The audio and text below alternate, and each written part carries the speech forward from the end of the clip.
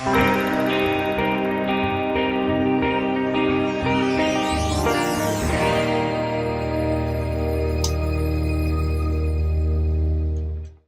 tema de monitoreo hemodinámico. El monitoreo hemodinámico está dividido en dos partes.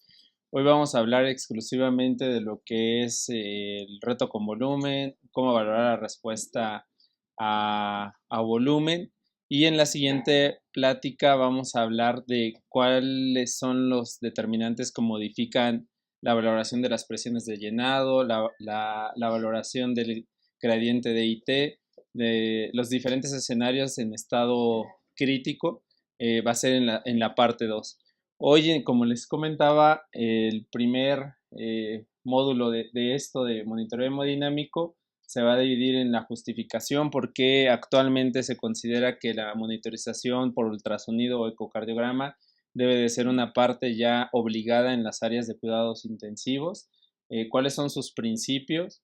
Los métodos para valorar la respuesta a líquidos por ecocardiograma, reto con solución salina, el índice de vena cava en sus diferentes modalidades, en pacientes con ventilación mecánica, sin ventilación mecánica, en ventilación no invasiva, y otros métodos que también empleamos y cómo estos métodos se van a afectar por los diferentes contextos clínicos. La justificación pues es por lo siguiente: tradicionalmente los cambios hemodinámicos se habían medido por métodos invasivos como el Swan-Ganz. Yo creo que todos entendemos o hemos leído que se pueden medir o hacer estos cálculos por medio de un catéter de flotación. Sin embargo, estos métodos pues son métodos invasivos que tenían complicaciones, o que a veces la complicación impactaba directamente en el pronóstico del paciente. Entonces empezaron a buscar modalidades en las cuales no fueran tan invasivas para poder hacer estos cálculos, y dentro de eso se desarrollaron sistemas mínimamente invasivos que se basan también en la colocación de un catéter central, por lo cual tampoco es un método totalmente no invasivo, y pues el sistema PICO que ustedes conocen por FloTrac o por Vigileo. Son sistemas que son capaces de valorar la precarga. La precarga, como sabemos, pues es en base, o es un parámetro que ya tiene mucho tiempo, es la presión venosa central, y también medía la presión capilar pulmonar. También podíamos valorar la poscarga por medio de la medición de resistencias vasculares, y pues incluso la contractilidad por medio de la función ventricular, el volumen sistólico y por ende el gasto cardíaco. Son sistemas que pues en las áreas de cuidados intensivos actualmente se ha dado mucho auge. Son sistemas mínimamente invasivos y que nos han ayudado también. Ahora, ¿cuál es la diferencia de estos sistemas con un catéter de flotación, con una monitorización por ecocardiografía? Vamos a ver que tienen algunas variabilidades en cuanto a la sensibilidad y especificidad entre cada método. El ultrasonido, pues en los últimos años también ha tenido bastante auge. Esto ya viene desde los 80s. Ya había incluso primeros artículos en donde se publicaba que se podía hacer monitorización y se comparaba con los sistemas convencionales. En México tendrá como unos 15 o 10 años, pero incluso ya hay guías que se hicieron las primeras hace más de 15 años en la monitorización de estos pacientes. Y pues, ¿cuáles son las principales aplicaciones? Las que se le ha dado mayor auge y que se ha visto que tienen muy buena correlación es para optimizar la precarga en pacientes que tienen disfunción ventricular severa, en pacientes que tienen fracción de eyección o función contráctil normal, en pacientes en estado séptico, en pacientes posoperados de cirugía cardíaca. En cualquier contexto se ha visto que tiene buena correlación el medir esto y ver qué tanto va a requerir un paciente para optimización de la precarga. En estos contextos se ha empleado en insuficiencia cardíaca izquierda, insuficiencia cardíaca derecha, que es una patología que comúnmente tenemos la idea de que requiere de mucha precarga, pero que si nosotros no tenemos la audacia o saber cuándo podemos nosotros ya valorar cuando un paciente no va a responder, pues vamos a ocasionarles incluso efectos deleterios, como podemos favorecer la interdependencia ventricular y, lejos de ayudar a este paciente, también afectar la función ventricular izquierda. En otro contexto también está el choque séptico. El choque séptico pues es una patología común que todos tenemos en áreas de cuidados intensivos, independientemente de la causa del ingreso a la terapia intensiva. tenemos una alta incidencia de infecciones y esto en complicación en sepsis o choque séptico. Choque cardiogénico, que también tradicionalmente nosotros tenemos el concepto de que un paciente que llega en estado de choque pues no va a tolerar precarga, ¿no? Y lo que hacemos es depletarlo bastante de volumen y le podemos ocasionar síndromes cardiorrenales, incluso insuficiencia renal. Y pues posoperados, que es lo que nosotros vemos más aquí en esta unidad. ¿Por qué salió también esto? Porque pues hay diversos artículos que hablan de la eficacia de la termodilución, pero la termodilución en algunos contextos ya no es aplicable. O sea, al tener nosotros pacientes con catéter de Swan-Ganz, como en escuelas, como aquí en el instituto, que tradicionalmente nosotros nos valemos del catéter de Swan-Ganz, que utilizan también el Swan-Ganz, pero ya hay patologías en las cuales ya no nos es útil. Una es en la insuficiencia tricuspidia severa, en arritmias, pacientes que tienen cortocircuitos, pues ya esto ya pierde sensibilidad. También en pacientes que tienen baja contractilidad, en pacientes que incluso pueden tener problemas con el mismo sistema si no lo sabemos utilizar, si no está bien calibrado, cuando ponemos incluso sistemas que no son acorde al área de superficie corporal del paciente, incluso cuando no tenemos una adecuada colocación del catéter. Muchas veces nos llegan pacientes que está doblado el catéter, que está en ventrículo y así estamos calculando nosotros. Entonces todos esos cálculos pues no son reales, ¿no? Y a veces pacientes con hipertensión pulmonar severa pues es muy difícil enclavar un catéter y pues nos quedamos cortos, no podemos calcular adecuadamente los gastos cardíacos ni las presiones de llenado y mucho menos las presiones de la arteria pulmonar. Entonces, debido a esto, surgieron estos métodos por ecocardiograma. Los métodos por ecocardiograma actualmente como les decía, no son métodos nuevos. Han salido bastantes artículos en los cuales incluso los que le han dado más auge a esto son los intensivistas y los anestesiólogos. Han tratado de ver métodos para valorar más la respuesta a volumen, el estado hemodinámico de estos pacientes, cómo pueden ir ellos valorando. Yo les decía que incluso salieron unas guías que son de la ACE, de la Sociedad Americana de Ecocardiografía, en la monitorización. Incluso en estas guías nos marca cuáles son los métodos que tienen mayor sensibilidad y especificidad, cuáles son los métodos en los cuales nosotros nos vamos a valer. Hay métodos que incluso son más tediosos, que no tienen buena sensibilidad y que lo único que van a hacer es perder tiempo. Y pues incluso hay también la ecocardiografía en pacientes en estado de choque. Esos también pues nos van a ayudar a saber en qué contexto son aplicables estos métodos. Con base en las diferentes publicaciones, pues incluso también se ha dado mucho auge a lo que ya les venimos diciendo, la ecocardiografía en el área de urgencias en pacientes que llegan en estado crítico, e incluso también nos sirve para valorar la respuesta o qué tanto van a responder a la extubación estos pacientes. Nos predicen la tasa de éxito de extubación en pacientes con ventilación prolongada. Y esto, que es un artículo que nos habla mucho de qué pacientes o cómo nosotros debemos de valorar adecuadamente la respuesta a volumen, qué pacientes van a responder y quiénes no van a responder. Incluso también salieron una revisión de la Sociedad Europea en donde nos marca también métodos para valorar esto. Como vemos, pues son diferentes artículos, hay mucha literatura acerca de esto, se ha dado mucho auge en los últimos años y nosotros que estamos tomando este diplomado debemos de tener adecuadamente un entrenamiento para saber valorar esto. No debemos de aplicarlo a todos los pacientes de la misma forma. Tenemos, como vamos a ver a lo largo de la charla, diferentes contextos en los cuales ya no es aplicable todo esto y debemos de buscar otros métodos para valoración. Entonces, entrando a lo que es el tema de monitoreo, uno de los principales o de las principales aplicaciones de esto es optimizar la precarga. Todo paciente en estado de choque, el primer concepto que nos enseñaron a nosotros es precargarlos adecuadamente. Pero, ¿qué es precargar adecuadamente a un paciente? ¿Cuándo yo voy a saber que el paciente ya tiene adecuada precarga y ya no me estoy yendo hacia el otro lado? ¿Cuándo considerar que un paciente ya no va a responder a volumen? ¿Cuándo ya decir, este paciente ya no necesito pasarle volumen? Yo creo que ya voy a pensar en un vasoconstrictor para que no sobrecargue a este paciente. ¿Quiénes tienen mayor riesgo de sobrecarga e interdependencia ventricular? Sabemos que la interdependencia ventricular afecta la función del lado izquierdo del corazón. Entonces, si nosotros no podemos distinguir esto, podemos incluso hacer efectos deleterios más en el paciente.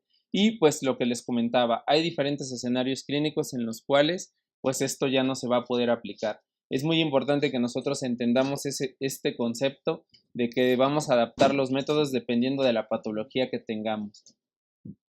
Pues repasando un poco, nosotros nos enseñaron desde que estábamos en medicina interna o en la especialidad que se tenga que ver con áreas críticas, que pues los métodos de valorar la adecuada perfusión eran clínicos y eran sencillos, ¿no? Ver si un paciente tenía buena presión arterial media, ver si un paciente tenía adecuado gasto urinario, el estado mental, el llenado capilar, ver todos los métodos de perfusión tradicionales que ya sabemos, el lactato, una gasometría, ver la saturación venosa, la relación del consumo de oxígeno, los cortocircuitos, la delta de CO2, o sea, son diferentes métodos que ya nosotros tenemos conocimiento, pero nosotros podemos ya valernos de estos métodos y cotejarlos con un monitoreo ecocardiográfico e incluso si tenemos la facilidad de tener también un catéter de FlowTrac, un Vigileo o un sistema Pico, o incluso que actualmente hay muchos artículos que están comparando la termodilución con estos métodos de ultrasonografía, podemos cotejar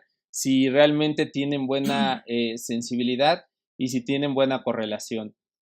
Nosotros debemos de entender antes de iniciar con esto de la optimización del volumen sistólico. Les hemos estado hablando desde que vimos lo que es el cálculo del volumen sistólico, del gasto cardíaco, que no es lo mismo gasto cardíaco que función contráctil, y aquí se refleja esto. O sea, nosotros vamos a valernos de estos métodos y vamos a tener un concepto que qué es lo que significa reserva de precarga, que a nosotros qué nos referimos cuando decimos eso, qué decimos cuando un paciente ya no tiene reserva para precarga. Nosotros vamos a tener una reserva de precarga cuando un paciente va a tener una variabilidad de pulso mayor del 15%, un volumen sistólico mayor del 15%, incluso lo podemos valorar sin hacer un reto como tal, lo podemos valorar con la inspiración y respiración. Son métodos que nosotros debemos de entender la fisiología de la inspiración y la expiración. Son dos ciclos que nos van a ayudar a entender cómo un paciente puede tener esta variabilidad y esto significa que tenga buena reserva de precarga. Cuando un paciente ya no va a tener, cuando ya no tenga esta variabilidad, pero para nosotros distinguir qué es una adecuada variabilidad debemos de saber cuál es lo normal, cuál es lo que un paciente normalmente tiene de afección cuando tiene inspiración, cuando tiene expiración. Debemos de entenderlo también que no se aplica a las cavidades derechas igual que a las cavidades izquierdas. Entonces ya una vez entendiendo esto, nosotros se nos va a afectar el volumen sistólico por estas determinantes. Y esas determinantes las vamos a poder también aquí observar. Nosotros lo que buscamos es que el paciente tenga un adecuado volumen sistólico, porque de eso depende el gasto cardíaco. Entonces, al obtener un adecuado volumen sistólico se va a valer de la precarga, de una adecuada precarga. Pero ¿cómo vamos a saber si tenemos una adecuada precarga? Pues vamos a dividir a los pacientes a los que vienen en estado hipovolémico, que evidentemente tienen datos de hipoperfusión, pero al momento de hacer esto, nosotros vamos a ver si ese paciente va a responder a fluidos o infusión de líquido o ya no va a responder, si nosotros vamos a tener que iniciar desde un principio con vasoconstrictores. Entonces, para esto se crearon estos perfiles y estos retos con volumen para saber quién te va a responder. Y eso va a depender también de la función contráctil. O sea, no va a responder o de la misma forma un paciente que ya tiene disminución de la función ventricular que uno que tiene función ventricular normal. Esta curva es muy importante. Un bolo de volumen o un reto con volumen con 200 mililitros de solución salina, cuando nosotros se la pasemos a un paciente que tiene adecuada función ventricular, vamos a tener incluso una variabilidad de mayor del 20% si nosotros la comparamos con el estado basal. Y un paciente que ya entra con fiebre baja, en estado de choque, que ya tenía previamente insuficiencia cardíaca crónica, no vamos a esperar que tenga esa variabilidad del 20%. O sea, nosotros con que tengamos una variabilidad del 10% podemos también decir que ese paciente todavía va a responder a la infusión de líquido. ¿Por qué? Porque con base en la curva de Fran Starling, este paciente ya no responde o ya las miofibrillas no responden bien al volumen, ya no se distienden adecuadamente y pueden tener una respuesta al momento de aumentar la precarga. Entonces, al entender esto, este contexto no es el mismo que y esto lo vamos a ver mucho en pacientes con miocardiopatía ya dilatada, que hacen sepsis, que ahorita eso es lo más frecuente que a veces nosotros nos pasa, ¿no? Un paciente que ya entra en falla ventricular y que de repente se infecta por neumonía y que ya hizo depresión, todavía se agregó depresión por sepsis. Entonces debemos ser muy cautelosos porque si nosotros sobrecargamos a este paciente, lo vamos a llevar a anasarca y mayor riesgo de falla renal. E incluso como sabemos, la falla renal, la sobrecarga hídrica, al aumentar 10% de su peso, podemos aumentar el riesgo de mortalidad. Entonces, entendiendo esto, pues nosotros fisiológicamente tenemos que vamos a valernos o estas presiones de las cavidades se van a ver afectadas por la presión transtorácica, esa presión transtorácica que va a ser también afectada por la presión pleural, y al momento de nosotros aumentar la presión transtorácica y la presión pleural, pues esto va a disminuir la precarga. ¿Por qué? Porque al ventrículo derecho que maneja menores presiones, esto lo afecta demasiado. Entonces esto tiene que ver mucho también con la ventilación mecánica. Si nosotros tenemos presiones elevadas pleurales y transtorácicas, disminuimos el llenado de las cavidades derechas, y entonces al disminuir el llenado de las cavidades derechas, pues disminuimos el volumen sistólico de las cavidades derechas. O sea, aquí estamos hablando del lado derecho.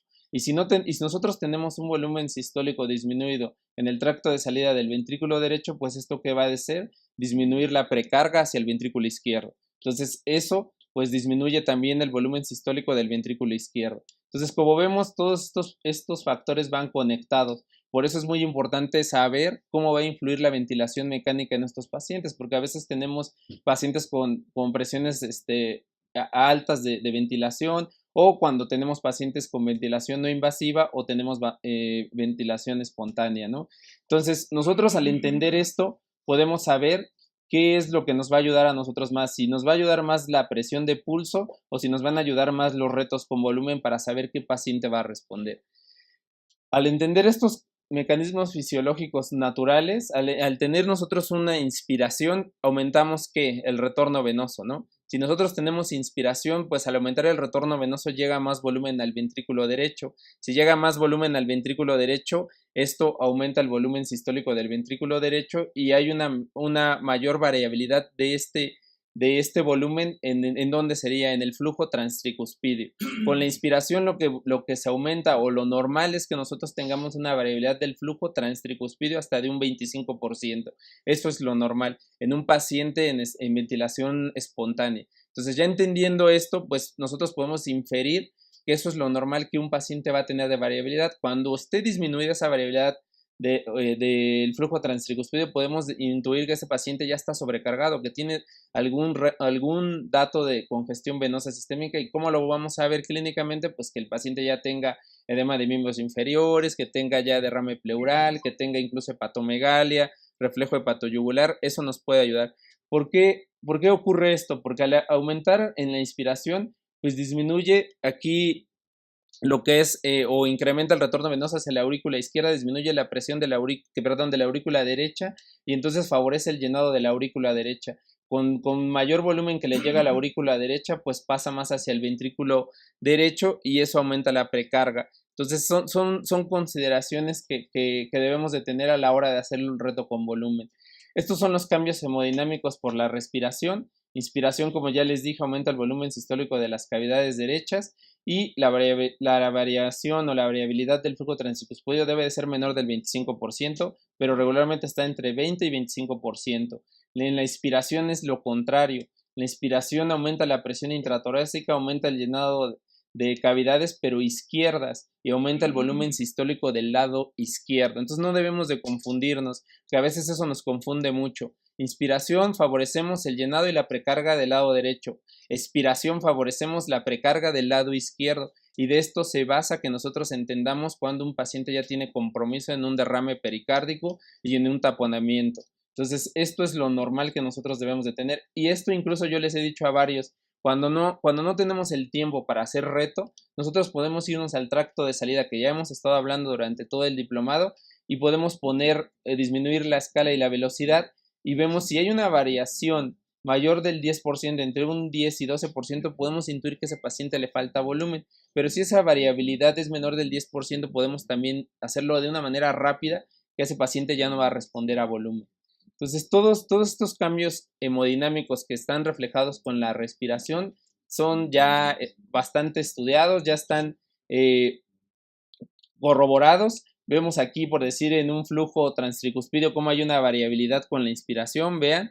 Y aquí en un flujo transmitral también hay una variabilidad, incluso en el tracto de salida del ventrículo derecho. Podemos hacer eso que les dije, disminuimos la velocidad y vemos rápidamente la variabilidad. En el tracto de salida del ventrículo izquierdo podemos ver también rápido la variabilidad. O sea, incluso cuando nosotros no tenemos tiempo para hacer tantos cálculos, podemos hacerlo así. Y eso es lo que vamos a practicar ahorita en los módulos. Lo vamos a hacer con pacientes reales para que ustedes vean cómo se hace de una forma rápida. No nos debe de llevar esto ni 2 minutos en hacerlo. Aquí ahora, entendiendo esta parte de los cambios que ejerce la respiración y la expiración, nosotros tenemos una curva de presión de la vía aérea. Entonces vemos aquí como al momento de la expiración disminuye esa curva de presión y con la inspiración aumenta. Y vean, si nosotros lo traspolamos a lo que es la curva de presión arterial, como con la expiración yo les decía que aumenta el retorno o aumenta la precarga hacia las cavidades izquierdas y como con la inspiración aumenta el retorno pero de las cavidades derechas, ¿no? Entonces hay una variación entre expiración e inspiración que es evidente aquí que la podemos identificar con esta curva. Entonces de ahí se basa lo que nosotros valoramos al momento de tener sistemas mínimamente invasivos, lo de la presión de pulso, el volumen sistólico, hacer esa diferencia, ¿no? Entonces al tener esa diferencia nosotros podemos calcular esto de una manera fácil, ¿no? Incluso nosotros podemos sin hacer un cálculo tan minucioso, verlo en los monitores como a veces nosotros vamos a ver las pruebas que vamos a hacer sin hacer o necesitar incluso el ecocardiograma. Algo muy importante es que todas estas pruebas se hicieron en pacientes que tenían volumen tidal o volumen corriente entre 6 y 10 mililitros. Ninguno se hizo con volúmenes más bajos, ¿no? Que tenemos muchos pacientes que tienen CIRA, que utilizamos volúmenes pequeños, en ellos no está validado hacer estas pruebas o no hay una adecuada correlación porque todos los estudios se han hecho con volúmenes de esto. Entonces hay que tener cuidado también a la hora de interpretar en ese tipo de pacientes.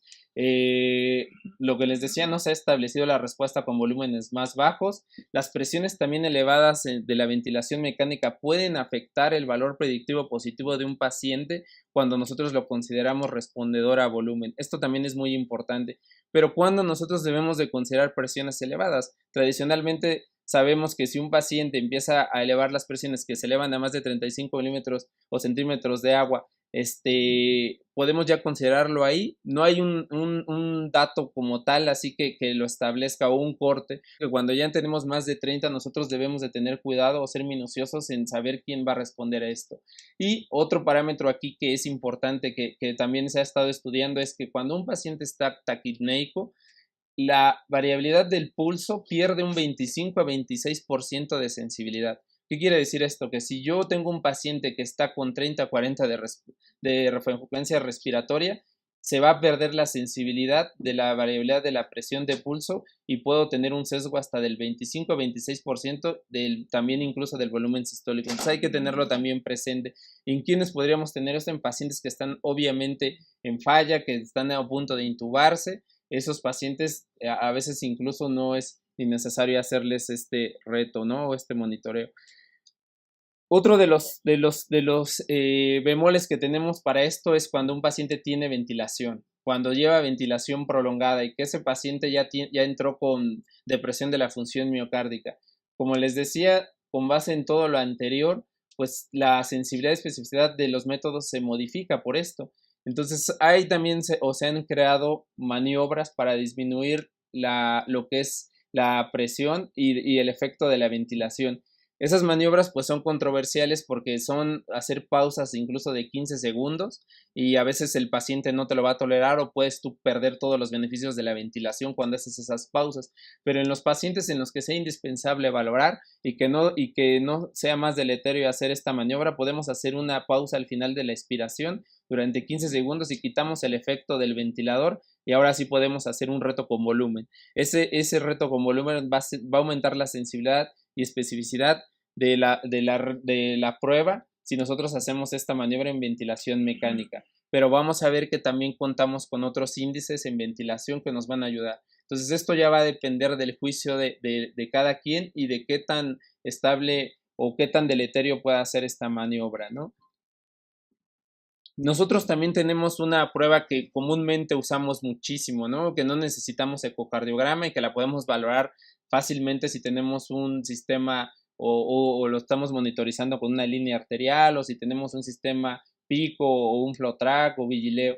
Lo único que tenemos que hacer es elevar las piernas, ¿no? Pero obviamente esto no lo vamos a hacer en pacientes que tienen balón o que tienen un cateterismo reciente o que llegaron con bomba a la mejor, ¿no? O sea, también debemos de traspolarlo al contexto clínico del paciente. Si tenemos un paciente en estado de choque, podemos hacerlo.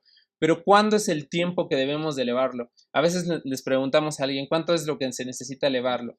30 segundos, 15 segundos, 45 segundos. Realmente apenas se hizo un metaanálisis y se vio que la mayor respuesta la podemos tener cuando nosotros elevamos 60 segundos. Si nosotros no elevamos mínimamente 60 segundos, no tiene ningún beneficio hacer esto. Si lo elevamos 15 segundos, no estamos obteniendo el retorno venoso adecuado y no estamos aumentando la precarga. Y esto es específicamente, como ya les decía, en pacientes que si tienen cierto grado de hipertensión pulmonar, si tienen ya cierto grado de insuficiencia tricuspidia o ya tienen congestión venosa sistémica, por lo menos debemos de elevar las extremidades 60 segundos. ¿Y a cuántos grados? A 45 grados. Eso es muy importante también. Es lo mínimo que se requiere para poder hacer esta maniobra. Y la respuesta va a ser con un aumento del 12 al 20%. ¿Por qué es tan extensa este rango? Porque 12% se considera en pacientes que ya tienen depresión de la contractilidad o depresión miocárdica y 20% en un paciente que tiene función miocárdica normal. Entonces, por eso va el rango así. Pero lo ideal es que si ustedes, como ya les vuelvo a repetir, lo trasladen al escenario clínico del paciente. Otro de los aspectos que también nos va a ayudar pues para hacer esto es que es un test rápido, es un test que no vamos a necesitar más material y si no contamos con un ecocardiograma pues nos puede ayudar bastante. Ahora, pasando a la ecocardiografía, a la ultrasonografía cardíaca enfocada, ¿cuáles son los métodos que nosotros tenemos actualmente? Son principalmente dos, se dividen en dos, son métodos cualitativos y cuantitativos. Todos han escuchado, yo creo, del método de que se pegan las paredes, que hay pacientes que están en estado hiperdinámico y vemos cómo se colapsa totalmente la cavidad de un eje corto. Pero estos métodos son susceptibles de errores. ¿En quiénes van a ser susceptibles de errores? En pacientes con hipertrofia. Pacientes con hipertrofia concéntrica, pues este método pierde sensibilidad. Pacientes con estenosis aórtica pierde sensibilidad. Pacientes también que tienen miocardiopatía dilatada, pues pierde sensibilidad del método, porque pues ya de por sí ya tiene disminuida la función contráctil y no hay un adecuado engrosamiento. Y entonces por eso se crearon métodos cuantitativos, que es el índice de vena cava inferior, volumen sistólico, el ITB del tracto de salida. Vamos a ir revisando uno por uno. El método cualitativo que más fácil que pueden hacer cuando están haciendo un rastreo es un eje corto a nivel de los músculos papilares. Vemos rápido cómo se colapsa. Así está y se colapsa totalmente la cavidad, ¿no? Y esto nosotros visualmente podemos decir, pues le falta volumen. Aquí lo tenemos, ¿no? En esta imagen podemos observar en esta imagen igual la colapsabilidad de las cavidades, ¿no? Y vean en pero aquí, ¿ustedes qué les parecería Que está muy engrosado, ¿no? Está muy engrosado el miocardio, entonces ahí realmente yo no sabría si es más por la hipertrofia o si realmente le está faltando volumen. Entonces hay que tener cuidado en estos pacientes, o sea, es una paciente con cardiopatía hipertrófica y pues realmente no le falta volumen, lo que pasa es de que estaba muy hipertrófico ese ventrículo. Y vean aquí es un paciente que no tenía ningún dato de hipertrofia y vean también se colapsa la cavidad. Entonces estos métodos pues pueden hacernos caer en errores. Hay otros métodos que el que tradicionalmente nosotros conocemos y al que nos han enseñado siempre es el índice de la vena cava inferior. ¿Cuándo vamos a aplicar este índice de la vena cava inferior? Ustedes ya saben, ¿no? ¿Dónde vamos a localizar la vena cava inferior? En un eje subcostal. ¿Y dónde lo vamos a medir? Como les dieron en las clases de proyecciones, 2 centímetros después de la unión con la aurícula derecha. Eso es muy importante que ustedes lo tengan en cuenta. Si no hacen eso, no vamos a poder tener una valoración adecuada. Vean en esta imagen, podemos valorarlo incluso nosotros así visualmente rápido. Aquí es evidente que se colapsa la cava, ¿no? O sea, aquí tenemos un colapso que es incluso mayor del 70%. Entonces, ya visualmente nosotros podemos ver eso y decir, pues me salto a lo mejor el proceso de ver cuánto es inspiración, cuánto es inspiración, pero esto es cuando uno ya tiene entrenamiento, ya nos podemos saltar la medición. Y debemos de recordar que las cuantificaciones menores de 2 centímetros con un colapso mayor del 50% nos van a predecir en más del 95% de que a ese paciente le falta volumen y que va a responder al volumen. Y un diámetro mayor de 2 centímetros con un colapso menor del 50% también correlaciona bastante bien con que ese paciente ya está sobrecargado o que ya no va a responder a volumen. Son dos mediciones que ya se nos deben de quedar a nosotros como conceptos importantes. Pero ahora, ¿cómo podemos hacerlo de una manera más minuciosa? Es hacer el índice de colapsabilidad de la vena cava. ¿Y ese cómo lo vamos a sacar? Es medir el diámetro máximo de la cava menos el diámetro mínimo y eso lo vamos a dividir entre el diámetro máximo. Todo lo que nos salga lo vamos a multiplicar por 100 y ese es el porcentaje que va a tener de colapsabilidad. No se confundan, aquí nosotros nos estamos refiriendo en colapsabilidad en pacientes que están sin ventilación mecánica o con ventilación espontánea, porque después vamos a verlo en otros contextos con ventilación y con ventilación no invasiva. Entonces, este es un parámetro rápido de realizar. Se aplica en pacientes con respiración espontánea, correlaciona con una sensibilidad de especialidad del 90% y se considera hipovolémico si presenta más del 55% del índice y respondedor a volumen con índices mayores a 30. O sea, si nosotros nos responde con 30 o hay un valor de 30, nosotros podemos seguirle pasando volumen. Y si llega con más del 55, ese paciente es evidentemente que le falta precarga y está en estado hipovolémico. Entonces, ya con ese simple hecho nosotros podemos seguir precargando al paciente sin riesgo de sobrecargarlo. Pero ahora viene el índice de distensibilidad. ¿En quiénes se va a aplicar? En pacientes que ya tienen ventilación mecánica. Es diferente este índice. Aquí lo que nosotros vamos a dividir es el diámetro máximo menos el mínimo entre el diámetro mínimo, a diferencia del otro. El otro medíamos entre el diámetro máximo. Entonces aquí el parámetro va a ser diferente. Aquí nosotros debemos de obtener un valor mayor a 18%. Si ese valor sale mayor de 18%, nosotros vamos a predecir que ese paciente en ventilación mecánica va a responder a volumen o le hace falta volumen. Entonces, esto también es un dato muy importante que nos puede dividir a los dos pacientes, tanto en ventilación como en ventilación espontánea. Vean aquí este ejemplo, es un paciente al cual se le hizo una determinación en su diámetro en expiración y en inspiración y vemos aquí cómo tenemos un valor de 10.5. Entonces este paciente, pues ¿qué es lo que vamos a predecir nosotros?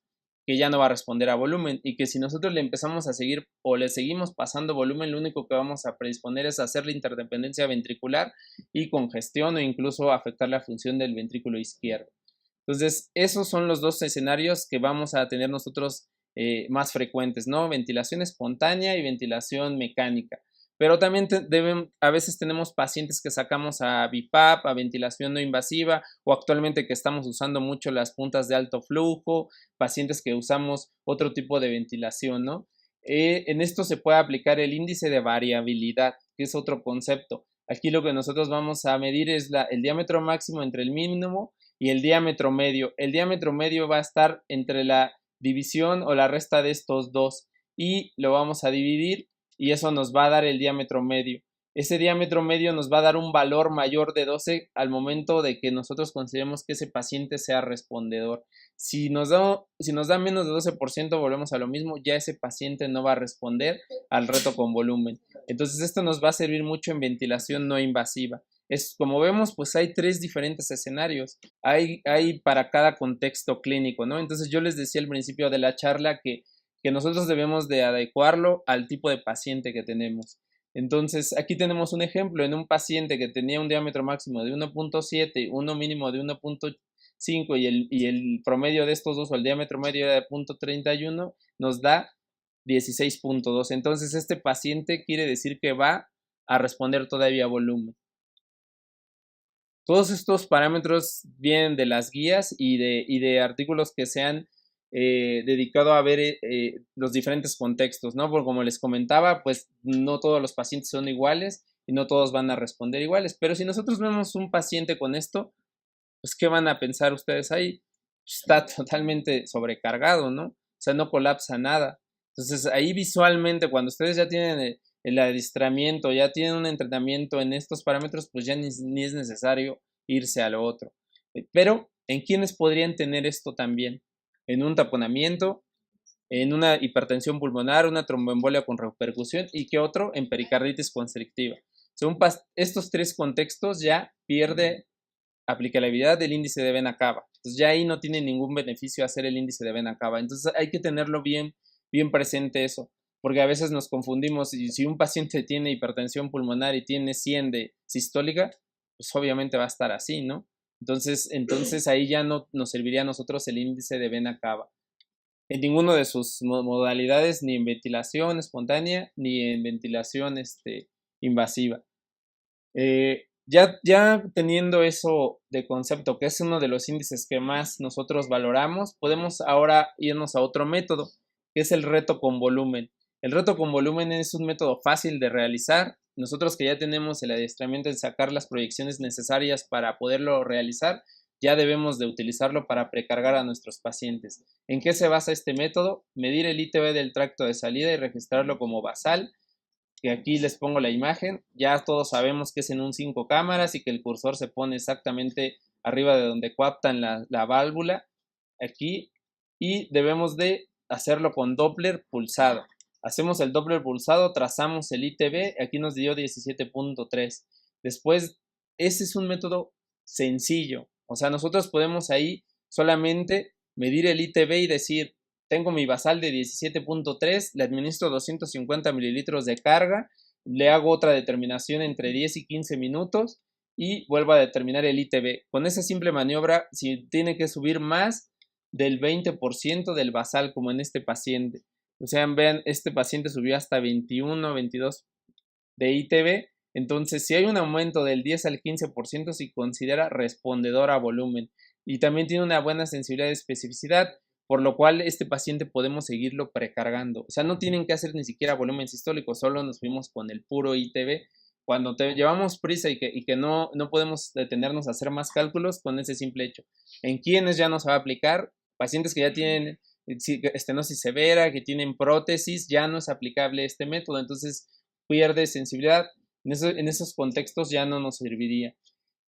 Y el simple hecho de medir estos índices, nosotros nos va a predecir con base en este cuadrito. Si es respondedor el paciente, seguimos con infusión de volumen. Si no es respondedor, hay tres opciones. Si tenemos un volumen sistólico normal, vamos a dejar vasopresor. Si tenemos un volumen sistólico bajo, tenemos que dejar inodilatador o inotrópico. Y si tenemos un volumen sistólico alto y ya no responde, ya nos fuimos al otro lado.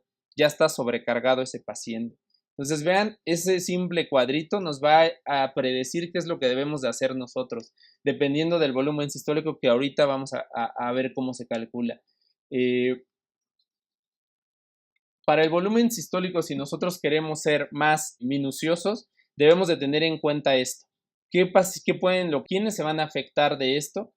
Cuando tengamos nosotros volúmenes altos, cuando tengamos frecuencias cardíacas altas, frecuencias respiratorias altas, cuando tengamos ya pacientes con hipertensión intraabdominal incluso, pacientes que tengan ya o que no sea posible también tener una adecuada ventana y que no podamos alinearnos bien para sacar el ITB del tracto de salida, en esos pacientes pues ya pierde mucha sensibilidad del método. Entonces debemos de tener cuidado. Y pues el cálculo del volumen sistólico pues también ya lo hemos venido repasando. Necesitamos tres proyecciones básicamente. Es un eje largo, medir el tracto de salida. Después de que vemos eso, sacamos un 5 cámaras, medimos el ITB que ya habíamos visto hace rato en la diapositiva, calculamos el ITB y con eso, con la fórmula que ya hemos venido desarrollando desde el inicio del diplomado, esta es una constante y esa se queda así, 0.785 por el diámetro en centímetros al cuadrado por el ITB del tracto de salida. Eso nos va a dar el volumen sistólico. Y ya cuando lo multiplicamos por la frecuencia cardíaca nos da el gasto cardíaco.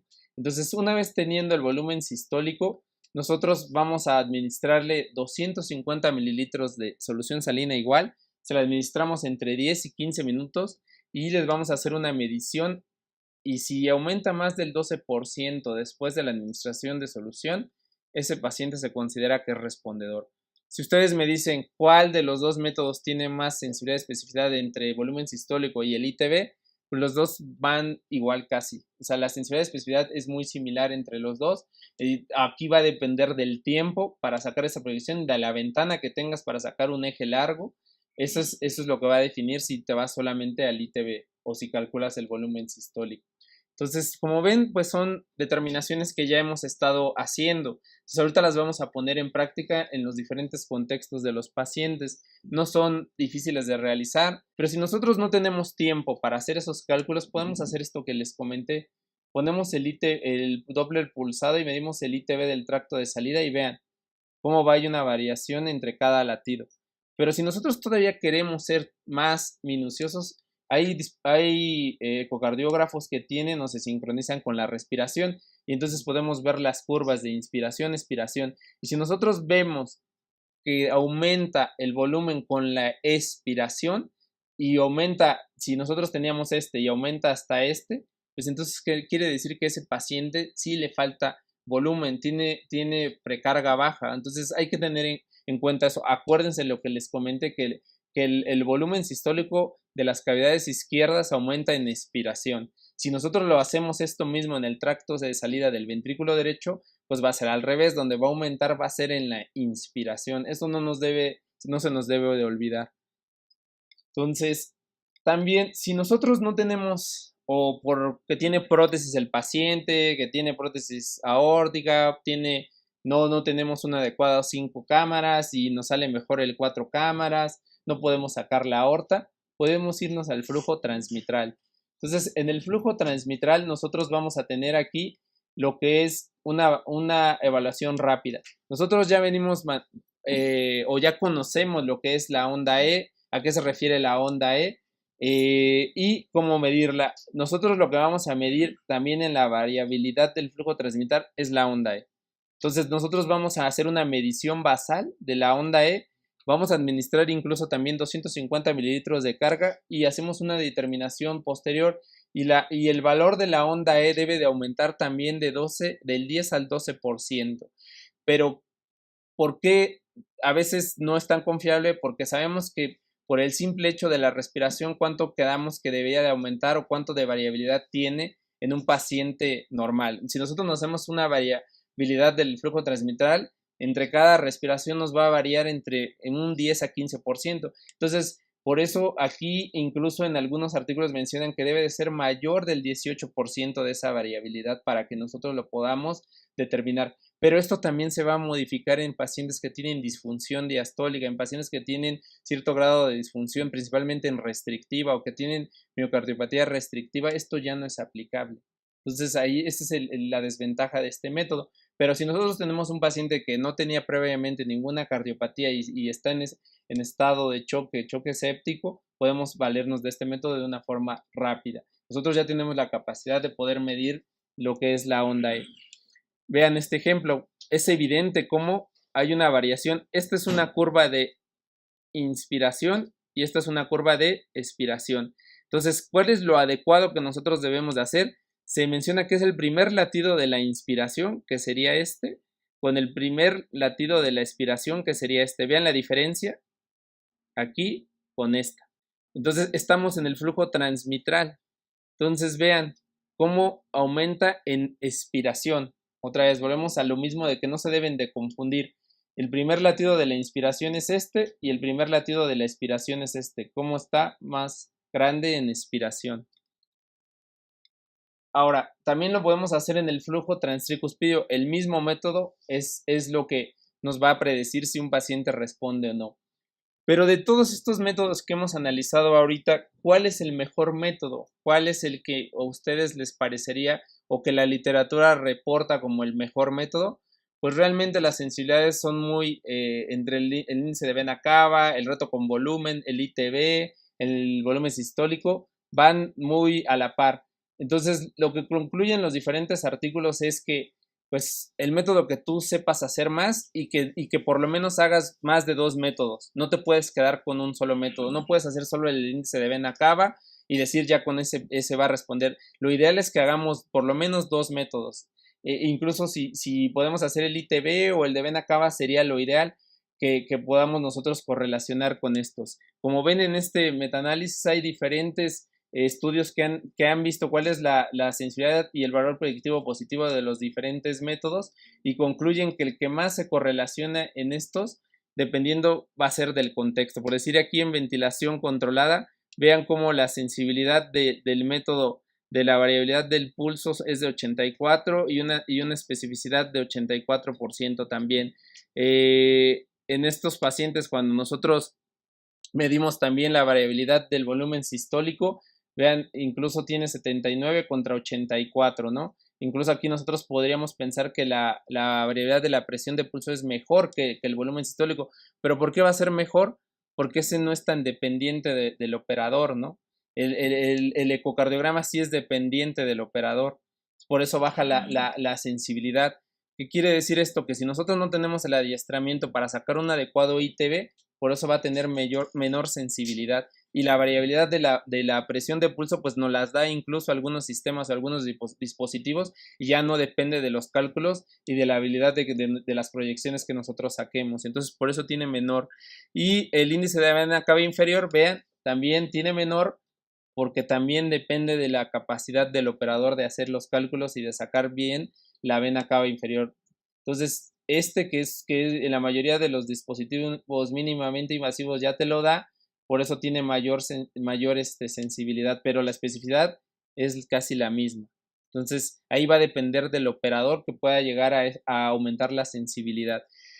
Y también lo que podemos hacer nosotros es ver, después revisar esta tablita y ver cuáles tienen también menor variabilidad intraobservador.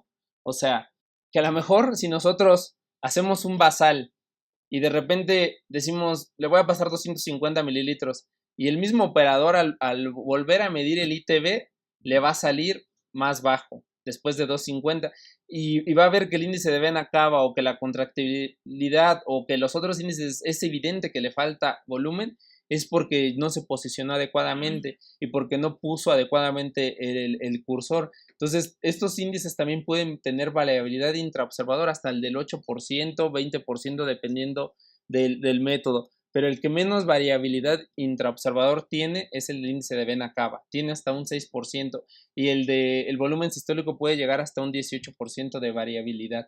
Entonces, lo que recomiendan las guías es el índice de vena cava.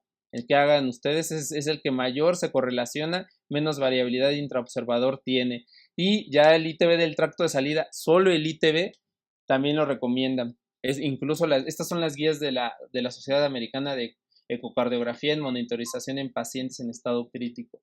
Entonces, como vemos, nosotros debemos de tratar de hacer los índices que más tengamos adiestramiento. El de la relación EA, el de la medición de la tiene más variabilidad, incluso como les decía, pues eso va a depender también del operador. Entonces, esto de los métodos de valoración de la respuesta a volumen sí es muy operador dependiente. Debemos de por eso ahorita practicar y sacar lo mejor que podamos las ventanas para tener una adecuada correlación y poder tomar decisiones. Podemos nosotros tomar muchas decisiones si aprendemos a hacerlos adecuadamente, si aprendemos a utilizarlos en diferentes escenarios clínicos. En esta charla, entonces, lo que veíamos es principalmente eso, la respuesta a volumen, los métodos con los que contamos, y en la siguiente plática vamos a revisar los diferentes contextos y cuándo ya no es aplicable todos los métodos que hemos venido revisando en diferentes escenarios. Si ya tiene prótesis aórtica, mitral y eso, pues firma el de vena cava.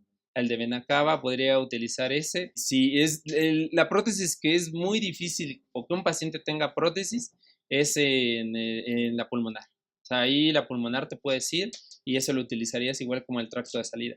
Pero la desventaja de sacar un eje corto de grandes vasos es que a veces esos pacientes no tienen ventana, ¿no? Están así con enfisema y eso. Entonces, en pacientes que se les hace ecocardiograma transesofágico, los valores cambian. Si tú le haces a un paciente un eco transesofágico, la variabilidad con que te dé más del 10% es respondedor en el tracto de salida del ventrículo izquierdo y derecho. Entonces ya no es del 12%. Si a ti te da 10%, quiere decir que el paciente va a responder y lo puedes hacer así. O sea, si no tienes ventana y ya tienes prótesis, te puedes ir a buscar directamente la pulmonar y ahí lo mides. Pero si no, pues el índice de vena cava. Pacientes que tienen más de 130 latidos por minuto también ya no es valorable. Todos los métodos se pueden hacer con elevación de las extremidades, es lo mismo. Sí, o sea, realmente el método no se modifica tener vasopresor o no. Lo único que sí lo modifica es la taquicardia. O sea, la taquicardia sí pierde sensibilidad, bastante sensibilidad, pero pues no. O sea, el vasopresor, el volumen sistólico, no se va a modificar por un vasopresor, a menos que lo único, incluso ahí te podría a ti a predecir si ese paciente requiere más precarga y menos vasopresor, ¿no? Y ahí entonces tú juegas con eso. Si te responde, entonces lo que voy a hacer es aumentarle volumen y bajarle el vasopresor. O a veces hay pacientes que tienen un contexto, por decir, disfunción diastólica severa, pacientes que son grandes, mayores de 65 años. No debemos de olvidar que esos pacientes, a pesar de que van a responder a volumen, no les puedes pasar tan rápido el volumen. O sea, debe de ser más lento. Así, si la carga tú a un paciente se la pasabas en 30 minutos, a ese te debes esperar 2 horas. Pero también acuérdense que esos pacientes tienen redistribución. Entonces, a veces no es que te hayas pasado de líquido, sino que se redistribuyeron. ¿Y eso quiénes lo hacen mucho? Los pacientes en estado séptico, los pacientes preparados de cirugía. Entonces podemos decir o criticar fácilmente y decir, le pasaron 3000. Pues los requería probablemente el paciente, pero todos se redistribuyen porque hacen fuga capilar. Entonces debemos de tener cuidado con eso. Y como lo pueden ver también ustedes de una manera muy fácil, a sacar un 4 cámaras y ver si el paciente empieza a hacer interdependencia ventricular, ¿no?